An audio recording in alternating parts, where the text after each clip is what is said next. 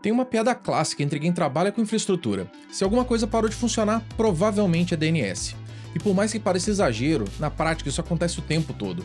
Um microserviço que não responde, um site que demora para carregar, uma automação que simplesmente falha do nada. Em muitos casos, tudo isso tem a mesma raiz: problema de resolução de nomes. Quer um exemplo real? Em outubro de 2025, um erro dentro do sistema de DNS interno causou a remoção completa do endpoint regional do US-Issue do DynamoDB. O resultado? Vários serviços da AWS e de clientes pararam de funcionar por horas. DNS é invisível até parar de funcionar. E quando ele falha, não importa se você está rodando tudo em Nomad, Kubernetes, OpenShift ou pagando a nuvem mais cara do mercado, tudo pode cair. Nesse vídeo eu vou te mostrar como o DNS funciona de verdade e por que ele é tão crítico. Todo serviço na internet ou na sua rede local se comunica através de endereços IP. Um IP, ou Internet Protocol, nada mais é do que um identificador numérico único, como um endereço de rua utilizado para localizar dispositivos em uma rede. Como, por exemplo, 142.251.18.113 pode ser o endereço real por trás do google.com. Só que tem um problema: você teria que decorar o IP de cada site, servidor, API ou serviço da sua rede para conseguir acessá-los.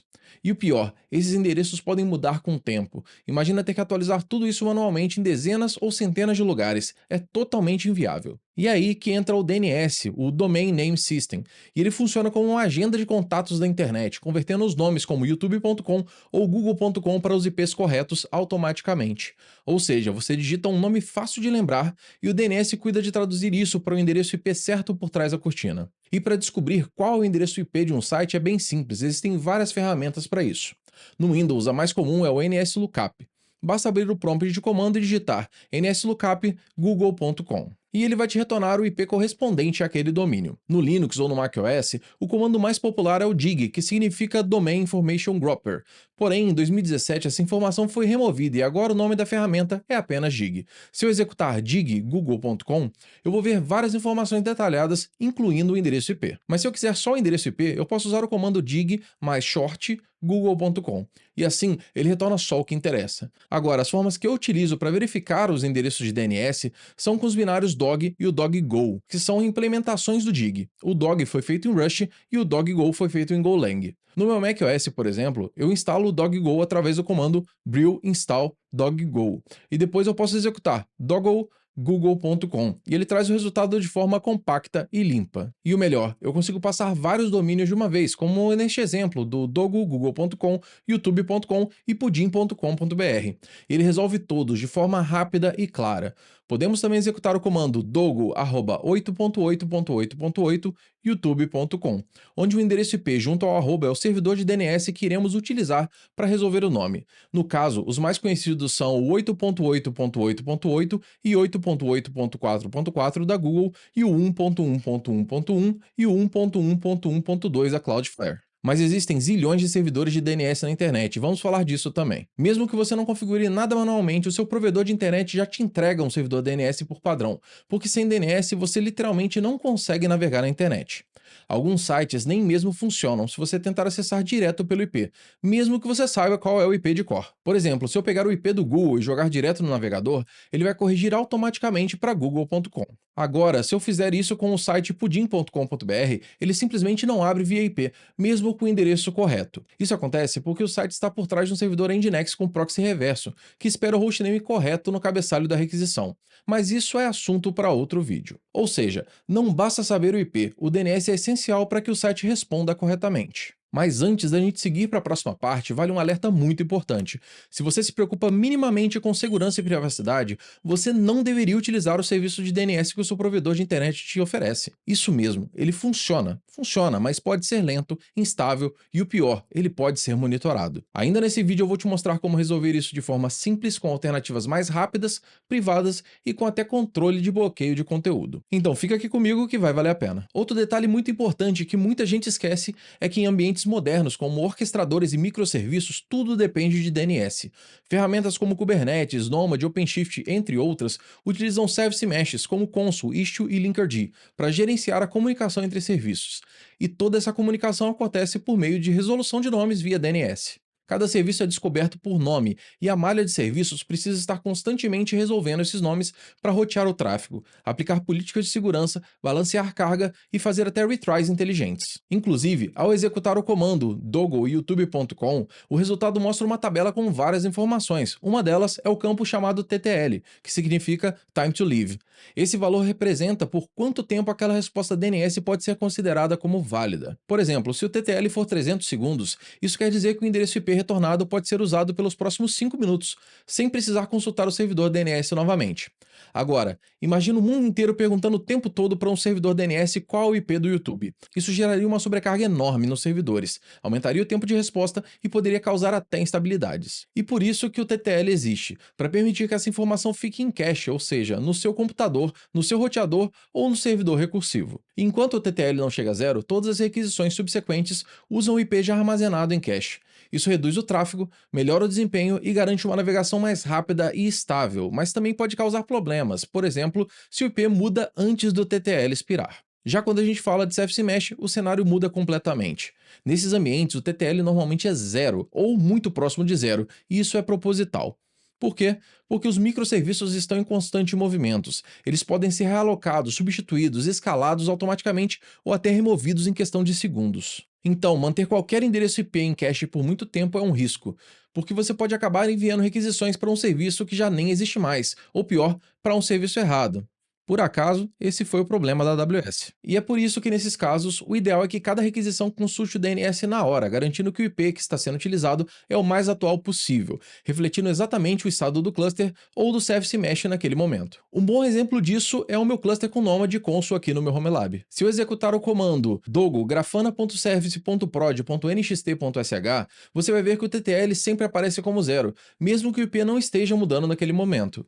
Isso acontece porque o Consul está preparado para responder mudanças de forma imediata. Se esse serviço, no caso o Grafana, for movido de um host para outro, a resposta DNS será atualizada na hora e os clientes que consultarem esse nome não vão perceber nenhum tipo de interrupção. Esse comportamento é essencial em ambientes onde os serviços nascem e morrem o tempo todo, como em orquestradores e Service Mesh.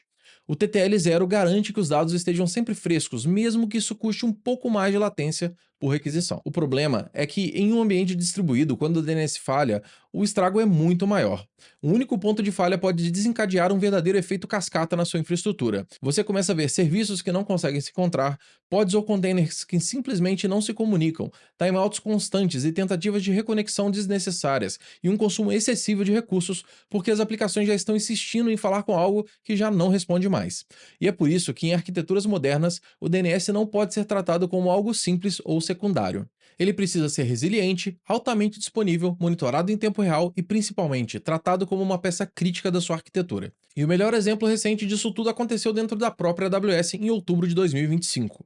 Um problema no sistema interno do DNS do DynamoDB gerou um plano incorreto de resolução, que acabou removendo todos os IPs associados ao endpoint DynamoDB no SIsh1. Isso não foi uma falha do Route 53 em si, o serviço estava funcionando normalmente. O que falhou foi o sistema de automação responsável por aplicar os registros DNS no Route 53. Resultado, o DNS daquele serviço essencial ficou completamente quebrado. O impacto foi imediato. Serviços internos da AWS não conseguiam mais se conectar ao DynamoDB. Clientes que dependiam da região do SIsh1 viram seus sistemas entrarem em colapso. Serviços como EC2 Lambda, Redshift e até console de gerenciamento começaram a apresentar erros em cadeia. Isso é exatamente o que a gente chama de efeito cascata causado por falha de DNS em ambientes distribuídos. E isso mostra que não importa o tamanho da sua infraestrutura, se o DNS falha, tudo pode falhar junto. E o buraco foi ainda mais embaixo, teve coisa que sinceramente parece até mentira. Gente que ficou com a cama travada na posição sentada, aparelhos inteligentes que pararam de funcionar completamente, tudo por causa de uma falha de DNS dentro de um serviço da nuvem. E é isso mesmo que você ouviu. Camas automatizadas conectadas à nuvem da AWS simplesmente travaram, deixando seus donos literalmente suando e presos na mesma posição. E não foram só as camas, diversos dispositivos domésticos, automações, fechaduras, sistemas de voz e monitoramento deixaram de funcionar. Tudo porque dependem de DNS funcionando para se conectar com a nuvem. E tudo isso prova como é cada vez mais importante estarmos sob controle dos nossos próprios dispositivos. Dependência total da nuvem pode parecer conveniente, até tudo parar de funcionar. E até o final do vídeo eu vou te mostrar como você pode evitar esse tipo de situação, mesmo utilizando dispositivos smart. Lembra que lá no começo do vídeo eu comentei que usar o DNS do seu provedor pode ser um problema? Então aqui vai o motivo real. Esses servidores podem registrar e monitorar absolutamente tudo que você acessa na internet. E não só isso, alguns provedores podem até redirecionar suas requisições, aplicar filtros ou entregar respostas manipuladas. Isso significa que você perde o controle da sua navegação e, o pior, pode ter a sua privacidade comprometida sem nem perceber. Mas a boa notícia é que a solução para isso é simples. Ferramentas como o Pi-hole ou AdGuard Home resolvem esse problema de forma local, te dando controle total sobre as requisições DNS da sua rede. Eu já testei os dois e, pessoalmente, eu prefiro o AdGuard Home. Eu acho a interface mais limpa e o setup mais direto e as funcionalidades mais modernas. Agora eu vou te mostrar como instalar e começar a usar o AdGuard Home em seu ambiente, seja um Raspberry Pi, um mini PC ou até mesmo numa VM no seu servidor. E existem até alguns roteadores Wi-Fi, como os da GLNet, que tem alguns reviews aqui no canal que já tem o AdGuard Home embutido. Nesse caso, você nem precisa instalar nada. A primeira coisa que você vai precisar é de uma máquina com Linux. Eu gosto de utilizar o menor computador possível, já que esse sistema é muito leve. Aqui em casa, eu tenho uma instância do AdGuard rodando em um Raspberry Pi Zero 2W, mas eu tenho aqui um Logan Pi 3H da Saipid, que é uma placa de desenvolvimento ARM com processador quad-core e 2 GB de memória RAM, para provar que você não precisa muito para esse sistema. Para ser sincero, até com 512 MB de RAM daria para rodar isso tranquilamente. Mas você pode usar qualquer SBC ou até mesmo uma máquina virtual. Nesse board, eu tenho o sistema operacional Debian rodando em sua versão servidor, ou seja, sem ambiente desktop. Eu vou acessar ele via SSH e em seguida atualizar o sistema. No meu caso do Debian, eu vou executar um sudo apt update sudo apt upgrade -yq. Depois de atualizado, podemos ir na página do adguard.com, ir em Products e AdGuard Home e clicar em Get Started. Aqui será exibido um guia para a instalação do AdGuard Home em diversas plataformas, até mesmo em containers. Podemos clicar em Latest Stable Release Page e então procurar a versão correspondente à arquitetura do seu computador. No meu caso, é a Linux_ARM64. Eu vou clicar com o botão direito, copiar, e no terminal vou executar o comando wget e colar o link copiado. Depois do download concluído, podemos executar o comando tar-xvf e o nome do arquivo baixado, e em seguida entrar na pasta do AdGuard Home através do comando cd AdGuard Home, e aqui podemos executar sudo /adguard home -s install. Pronto, aqui já temos o AdGuard Home instalado e inclusive o endereço para acessar ele. Basta copiar e abrir esse endereço em algum navegador, e a primeira coisa que eu vou fazer aqui é mudar para o Dark Mode no canto inferior da página. Você pode também alterar o idioma do AdGuard para português ali no canto, e ele já muda toda a interface. Eu vou deixar ela em inglês mesmo. Aqui podemos clicar em Get Started e será pedido para configurarmos a interface de rede e a porta para o nosso serviço.